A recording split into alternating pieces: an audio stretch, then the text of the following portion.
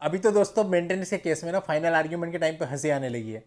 अभी हमें पता होता है कि ऑर्डर क्या होना है, वो पहले से पता होता है। और आप कुछ भी कर लीजिए, कितने अच्छे आर्ग्यूमेंट कर लीजिए, कितने अच्छे जजमेंट दे दीजिए, प्रूव कर दीजिए इवन कि भाई आपने कोई क्रिएटिविटी नहीं करी थी, खुद से जाके मायके में रह रही है, सारे प्रूफ दे दीजिए, फिर भी आखिरी में ऑर्डर में लिखा हुआ आता है उसके अलग रहने का पर्याप्त कारण विद्यमान है, तो आप इतना पैसा दीजिए। अब कैसे प्रूफ करेंगे आप? भाई बहुत सीधी सी बात है कि लड़की कह रही है मेरे को मारा पीटा, साबित करने की जिम्मेदारी पहले तो लड़की के ऊपर है क्योंकि केस उसका है। फिर भी अगर आपने कोई प्रूफ दे दिया कि भाई मैंने मारा पीटा नहीं है, आपने साबित कर दिया कि आपने मारा पीटा नहीं, आपने क्रूरटी नहीं, कहती है खाने को नहीं देता था, मेरा भरण पोषण नहीं करता था, आपने प्रूफ दे दिया, देखिए कौन कौन से रेस्टोरेंट में ले गया इसको, कितने महंगे महंगे, कितना अच्छा अच्छा खाना खिलाया, कितना बिल आ गया मेरा, क्रेडिट कार्ड का देखिए बिल, और इसका देखिए उसका देखिए, ये सब आपने दिखा दिया कि भाई ऐसा कुछ नहीं है, मैं तो इसको सब कुछ दे रहा था, लेकिन उसके बाद भी इसने मेरे पे केस कर दिया, ये भी आपने साबित कर दिया। फिर कहती है कि बच्चे को दूध नहीं ला के देता था, बच्चे को पालन पोलन नहीं करता था, बच्चे का वैक्सीनेशन नहीं करता था, बच्चे की पढ़ाई लिखाई का खर्चा नहीं देता था। फिर आपने वो सारी रिसिप्ट दाखिल कर दी, देखिए साहब अच्छे से अच्छे स्कूल में डाला हुआ है, सारी फीस की रिसिप्ट मेरे पास है, मैं भरता हूं सारी फीस, सब कुछ दिखा दिया आपने।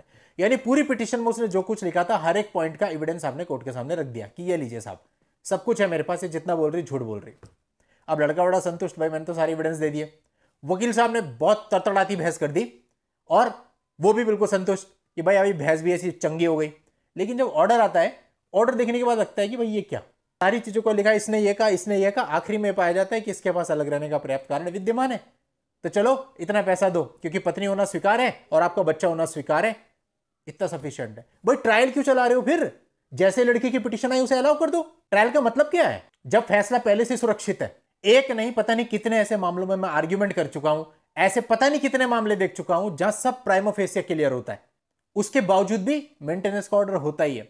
फिर क्या करेगा लड़का बेचारा? हाईकोर्ट जाएगा। हाईकोर्ट क्या करेगा? ज्यादा ज्यादा 10 का 9 कर देगा, इससे ज्यादा नहीं। पत्नी है स्वीकार है, बच्चा है स्वीकार है, भरण पोषण तो तुम दोगे। इसके अलावा कई बार ऐसा होता है मामले कि पति अपनी तरफ से प्रूफ लगा देता है, देखिए जब ये तो एडल्ट्री में है, ये इसका वीडियो है, ये इसके फोटो है ना जी, इससे साबित नहीं होता, फिर भी आप दोगे। 125(4) का पालन तब भी नहीं होता, ये लिख दिया जाता है एडल्ट्री साबित नहीं है। अब इससे ज्यादा आदमी करेगा क्या? इवन एक जजमेंट आया था जिसमें कोर्ट ने साफ साफ ये लिख दिया कि एडल्ट्री की 1-2 घटनाओं से कुछ नहीं होता।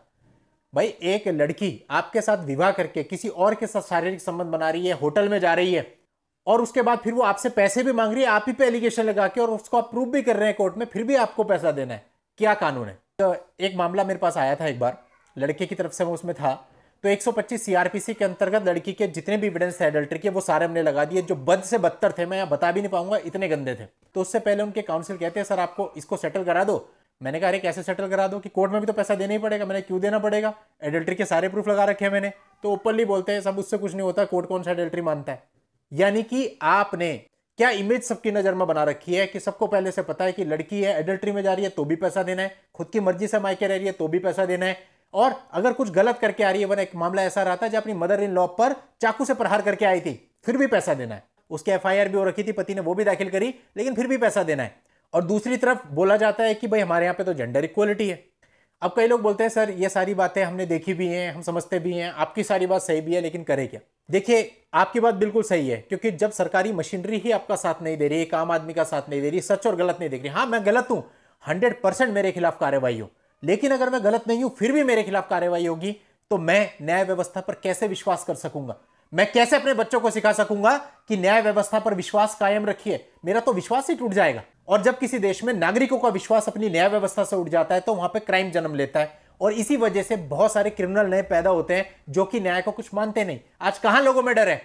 खुलेआम जो करना है करते हैं, ना पुलिस से डरते हैं ना किसी से। पता है जेब में पैसा है, सब मैनेज हो जाएगा। और उसका मुख्य कारण भ्रष्टाचार ही है, जो बुरी तरह से फैला हुआ है, और गलत लोगों को पता है कि हमारे फेवर में लॉ है, सब कुछ हमारे फेवर में होगा। तो यानी कि इस प्रकार के लोग जो कि कानून का मिसयूज करते हैं, इनको सबक सिखाने का तरीका अलग है। इसको आप लड़ नहीं सकते। आप कहते हो मैं 125 सीआरपीसी को लड़ूंगा, क्या करोगे लड़के? 2 साल 3 साल उसके बाद भी पैसे दोगे? यानी कि इन लोगों को सही करने का तरीका अलग है। ये सीधे तरीके से मानने वाले नहीं, इनको उल्टा करके मनवाना पड़ता है। इसके लिए बहुत तरीके हैं, वो मैंने आपको बता रखे हैं।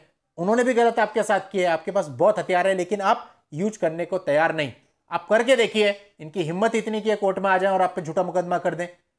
और देखिए दोस्तों, अगर किसी महिला के साथ गलत होता है, मैं हमेशा उसके साथ खड़ा हूं, क्योंकि उसको पूरा हक है न्याय पाने का। और दोस्तों यहां जो विरोध किया जाता है, ये कानून के मिसयूज का विरोध किया जाता है, किसी महिला का नहीं। इवन मेरी बहुत सारी क्लाइंट्स महिलाएं हैं जिनके फेवर में हम लड़ते हैं, लेकिन वहां लड़ते हैं जहां महिला सही होती है, जहां एक्चुअल में उसके साथ अत्याचार हुआ होता है। लेकिन ऐसे नहीं कि पैसा लेने के लिए आपने केस कर दिया और उसके बाद आप तरह तरह से प्रताड़ित करके सामने वाले की ऐसी तैसी कर रहे हो। ऐसे मामले अपने को नहीं लड़ने। तो दोस्तों जो इन लोगों को बढ़ावा मिलता है ना, ये इस प्रकार के जजमेंट्स की वजह से भी मिलता है जो ऐसे होते हैं।